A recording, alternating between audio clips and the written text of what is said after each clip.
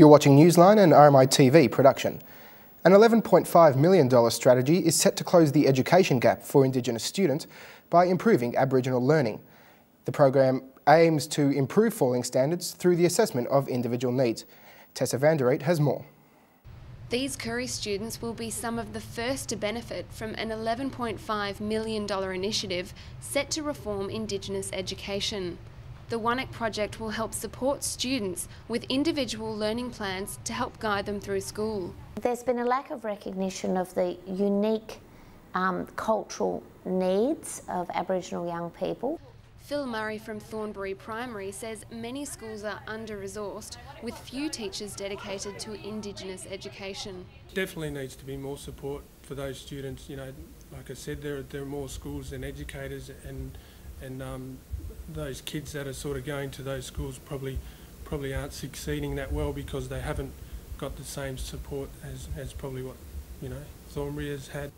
Students at Thornbury say their daily Koori classes teach them about their culture so they can share it with others. I enjoy learning more about their heritage and the Aboriginal sides of the stories of what happened instead of the British, because there are more sides to the stories than the British tell us. Learning about Koori stuff and know more about my culture. My favourite part about Koori education would be learning about what happened in the past, and then when I'm older I can tell my kids, if I have kids, about what happened in the past. Mark Rose from the Victorian Aboriginal Education Association says this project will benefit Koori students where other strategies have failed. We've got a lot of faith in Wanak.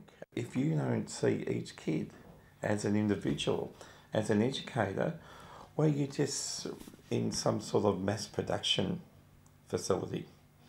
And education is an individual thing. We all got different abilities. But the Minister says it's cultural differences that can affect learning. A lot of Aboriginal people do feel that they have that one foot in each culture and that their own Aboriginal culture is not respected. With 4 in 10 Koori students currently not finishing VCE, the project says teachers need to be better educated about the needs of their Indigenous pupils.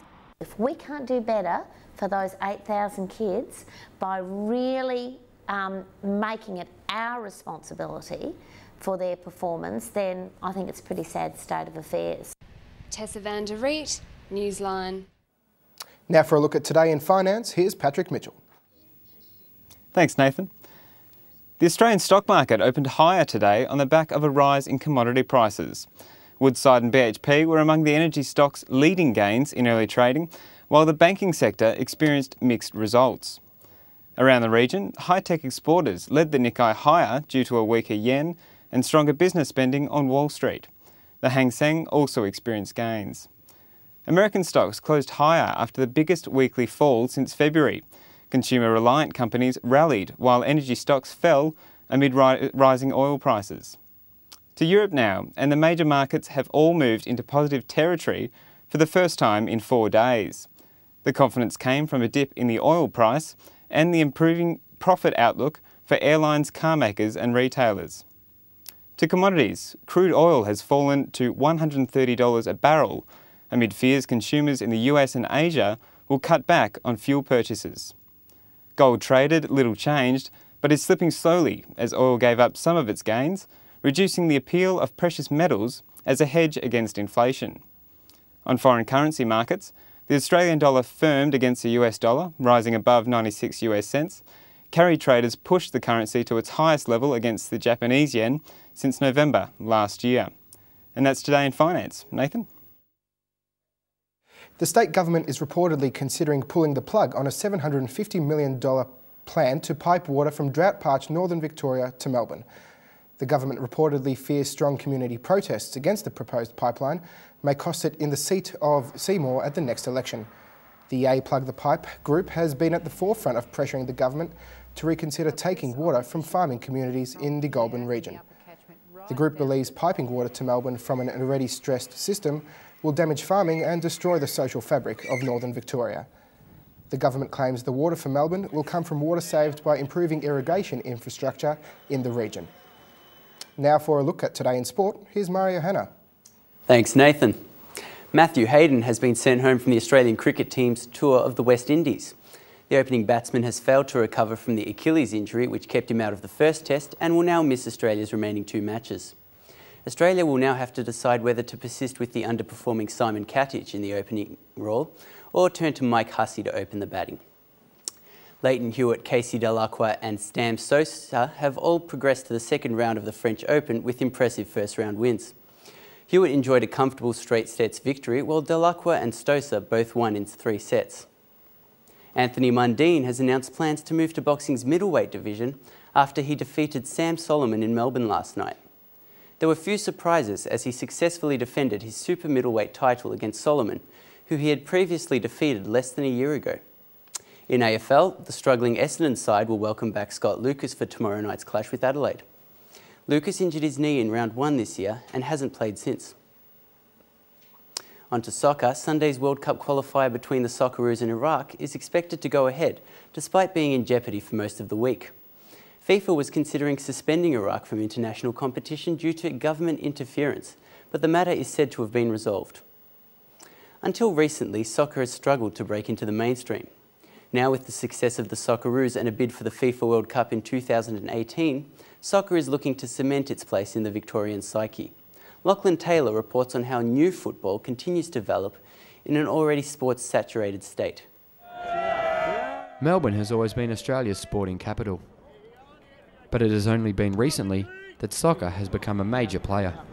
And with Australia's bid for the 2018 FIFA World Cup, Melbourne could be a part of the biggest sporting event on earth. From a sport point of view, it's 4 times bigger than the Olympics.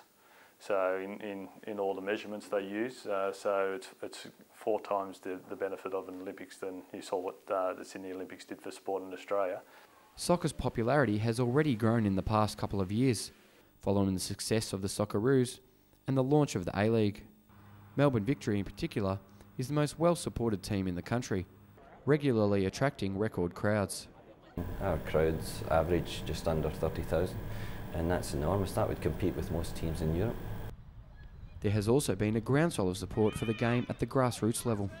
Since 2006, there's been an explosion in junior participation numbers, with many clubs having to turn kids away. And the numbers are increasing dramatically. We're actually starting to knock back children, which we don't want to do. While some believe the World Cup bid is unlikely to succeed, it will still provide an influx of cash into the sport. This would be used to build new stadia and improve existing infrastructure.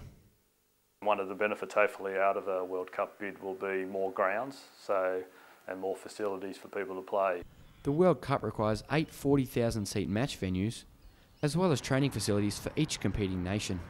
Melbourne could currently provide the MCG and the Telstra Dome, as well as the new rectangular stadium, which has just begun construction.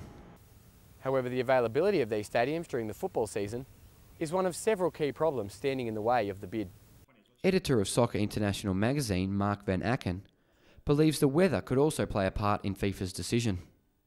The fact it's the middle of winter in Australia, and the World Cup, and having been to Germany, is really seen by Europeans, the power base of football, as a fun summer festival of football.